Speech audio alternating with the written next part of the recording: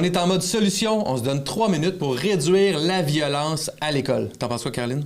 Moi, je pense que c'est super important d'agir parce que le personnel scolaire dénonce la violence qu'il y a envers eux en milieu scolaire. Puis c'est super dur d'intervenir auprès des élèves quand il y a une augmentation des conflits, de la violence et de l'agressivité entre les élèves, mais dirigée vers le personnel scolaire. Donc, je pense qu'à la base, première chose qui n'est pas reliée directement au milieu scolaire, mais les jeunes, on n'offre pas à leur cerveau ce dont ils ont besoin pour fonctionner. Donc, leur hygiène de vie là, est complètement massacrée. Ils dorment pas assez, sont beaucoup trop sur les écrans, ils bougent pas assez, ils s'alimentent pas adéquatement, puis ils ont des adultes fatigués qui prennent soin d'eux.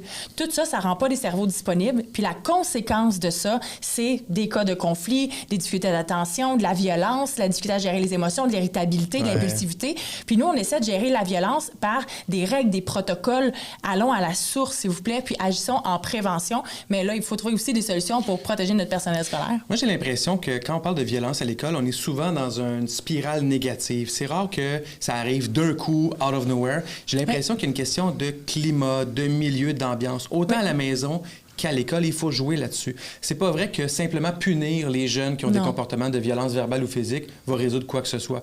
Puis, des fois, ces jeunes-là, puis je les défends pas, la violence, c'est inacceptable. Mais c'est des jeunes en développement, avec un cerveau immature, puis peut-être des fois des parents immatures à la maison qui gèrent pas bien leurs émotions.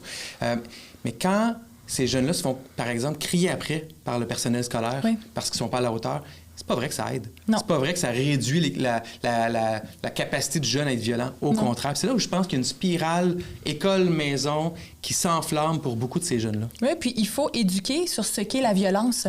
Il y a pour des jeunes pour qui, et il y a eu le fameux reportage, le hashtag bitch, qui dénonçait que plusieurs jeunes vont s'appeler bitch entre eux et ne pas trouver ça violent, vont venir normaliser de se parler de façon tellement inadéquate. Donc, on sait que pour prévenir la violence puis la diminuer, il faut expliquer aux jeunes, voici ce qu'est la violence physique, voici ce qu'est la violence verbale, la violence sexuelle, la violence monétaire. Il faut aller mettre des mots. Comment les jeunes vont être capables de la reconnaître s'ils n'ont pas les mots pour l'identifier, s'ils n'ont pas des repères. Donc, on doit avoir cette éducation-là. Puis plus on va enseigner, ça, pour qu'on fasse l'intervention à ce niveau-là, plus on va la prévenir, cette violence-là. Puis il ne faut pas oublier que dans les écoles du Québec, il y a beaucoup d'adultes, puis il y en a de plus en plus, entre autres avec les aides à la classe.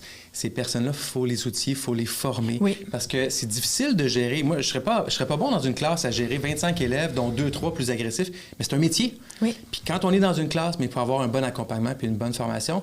J'aimerais savoir ce que vous en pensez. Est-ce qu'il y en a trop de violence? Évidemment, il y en a toujours trop, mais est-ce que vous avez l'impression que ça a augmenté? Dans votre milieu, il y en a-tu plus, il y en a-tu moins? Qu'est-ce qui a fonctionné pour la réduire? On va vous entendre.